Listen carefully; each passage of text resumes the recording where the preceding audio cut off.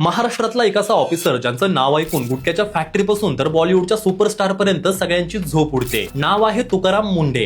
21 वर्षाच्या करिअरमध्ये 25 बदल्या झालेला हा ऑफिसर आज महाराष्ट्रातला सगळ्यात खतरनाक एफडीए कमिशनर बनलाय आणि यांनी बसल्या बसल्या नाही तर ऍक्शन घेऊन हे सिद्ध केलंय. पदभार स्वीकारल्यापासून अवघ्या 2 महिन्यांमध्ये 1100 पेक्षा जास्त ठिकाणी छापे, 56 पेक्षा जास्त बड्या हॉटेल्स आणि रेस्टॉरंटचे लायसन रद्द, शाळेबाहेर विकले जाणारे जंक फूड आणि कोल्ड्रिंक्स बंद आणि बाजारातलं फेक पनीर सुद्धा त्यांच्या रडारावरून सुटलं नाही. पण खरी गंमत पुढे आहे. बॉम्बे हायकोर्टने त्यांना एकदा विचारलं की तुम्ही फक्त प्रायव्हेट जागांवरती छापे का टाकता, आणि दुसऱ्याच दिवशी मुंडे पोहोचले कुठे माहितीये, थेट हायकोर्टच्या कॅन्टीन मध्ये, आणि तिथे तपासणी केल्यावरती समजलं की तिघांपैकी दोघांकडे लायसन्सच नव्हतं. आता तर यांनी बॉलिवूडला सुद्धा सोडलं नाही. विमल पान मसाल्याची जाहिरात केल्याबद्दल शाहरुख खान, अजय देवगण आणि टायगर श्रॉफ यांना थेट एफडीए ची नोटीस धडकली आहे. सुपरस्टार असेल किंवा हायकोर्ट, मुंडेंसमोर कोणी सुटलेलं नाही. म्हणूनच म्हणतात बॉलिवूडने आपल्याला सिंगम दिला, पण महाराष्ट्राने आपल्याला त्याहूनही खतरनाक रिअल लाईफ सिंगम दिला. तो म्हणजे तुकाराम मुंढे सर.